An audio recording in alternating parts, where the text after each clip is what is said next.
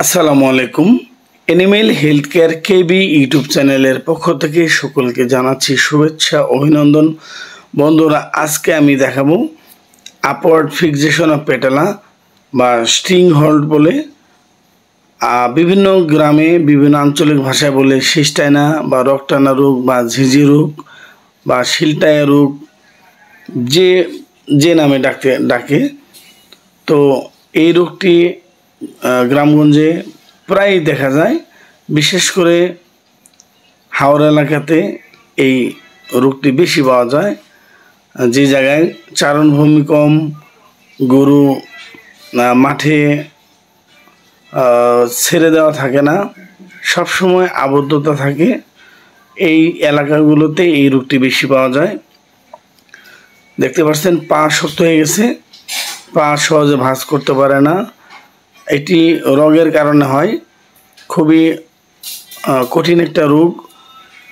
খুবই সতর্কতার সাথে এই রোগটি অপারেশন করতে হয়। ভুলক্রমে অন্য কোনো অপারেশনের মাধ্যমে সামান্য পরিমাণ অন্য কোনো রোগ কাটা পড়লে প্যারালাইজড হয়ে যায়। তাই এই ধরনের সমস্যা হলে অবশ্যই উপজেলা প্রাণী সম্পদ হাসপাতালে ভেটেরিনারি সার্জন বা স্যারদের দিয়ে আপনারা খামারি মালিক যারা রয়েছেন অবশ্যই অপারেশন করিয়ে নেবেন।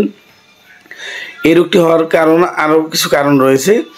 যে সমস্ত খামারে বা জায়গাতে গরু নির্দিষ্টভাবে দিন রাত 24 ঘন্টা, মাসের পর মাস, বছরের পর বছর একই জায়গায় একই স্থানে স্থিরভাবে দাঁড়িয়ে থাকে, এইভাবে থাকলেও এই রোগটি হয়ে থাকে। আরও বেশ অনেকগুলো কারণ রয়েছে। তো অনেকেই ক্যালসিয়াম বা বিভিন্ন ওষুধ দিয়ে চিকিৎসা করে থাকেন। মূলত এই রোগ হলে একমাত্র পথ সেটি হচ্ছে অপারেশন। এই অপারেশন বেশ অনেকগুলো নার্ভ থাকে, আপওয়ার্ড পেটালা, লোয়ার পেটালা, মিডল পেটালা, এখানে টেন্ডন কর্ড থাকে, ব্লাড ভেসেল থাকে, অনেকগুলো রোগ একসাথে থাকে।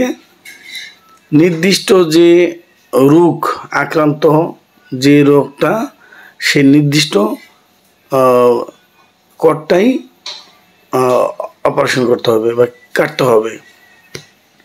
ভুলেও অন্য কোনো কর্ড কাটা যাবে না। আর সতর্কতার সাথে কাজ করতে হবে। ব্লাড ভেসেল, নার্ভ সব কিছু খেয়াল রাখতে হবে, কোনোভাবে যেন প্যারালাইজড না হয়। আর খামারিরা বা সবাই এই কাজটি করতে যাবেন না। এই সমস্যা হলে হাসপাতালে যোগাযোগ করবেন। আমি এই গরুটিকে অপারেশন করেছি। আমি অ্যান্টিবায়োটিক গুলিয়ে মাংসে দিয়ে নেব। দেখুন,